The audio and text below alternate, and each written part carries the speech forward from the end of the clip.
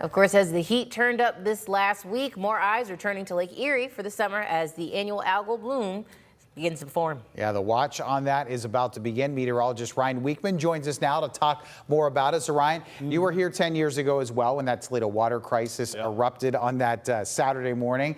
And here we are still tracking the health of Lake Erie. What should we expect this year? Well, we know the ingredients that go into it, Tim, would include lots of rain in the spring and warm conditions. And that's exactly what we've got to potentially make a large bloom this year, similar to some of our larger blooms of the last 10 years. Take a look at what I found. At this point, we've already exceeded the amount of phosphorus going into, the Maumee and out into Lake Erie. We've exceeded 2023 already. With over 1.5 feet of rain this spring, there's no reason to not expect a large algal bloom at some point this summer on Lake Erie.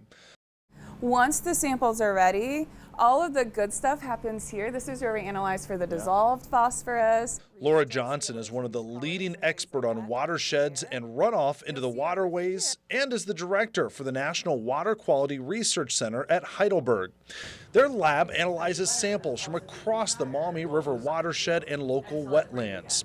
Their water tests directly influence the harmful algal bloom outlook and which practices are working on local farm fields. Even though this has been a historically wet spring, believe it or not, it's not been a worst-case scenario for nutrient runoff. It has been a very wet spring. We had a lot of storm events, especially in April. I don't know if it's lucky or not, but we had a pretty warm winter, so March ended up being a bit drier. So all of that rain we got in April didn't lead to as much runoff as we could have received. The hardest part to making adjustments and seeing if a practice is working to reduce sediment runoff is the time it takes. And with different weather each spring, it'll take years before true measurable differences can be detected. I think we're about a couple of crop years in for some of these ag practices.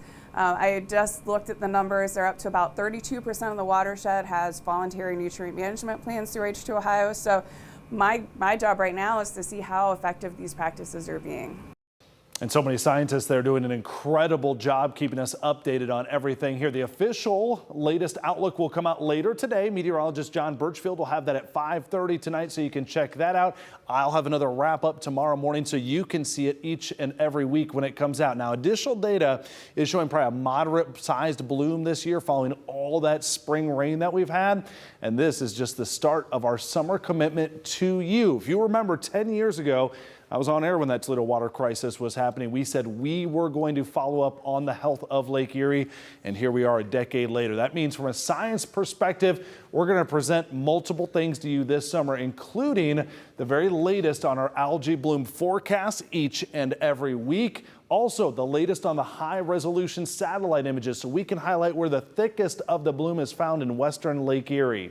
Now, we know that bloom is driven by nutrient runoff mainly into the Maumee River, so we will watch as this ticks up and how it compares to previous years and real-time conditions like buoys out on the lake, one of the most sophisticated real-time network systems on any body of water in the world is right here in western Lake Erie. So we will be sure to monitor any changes in the water that happen throughout the summer.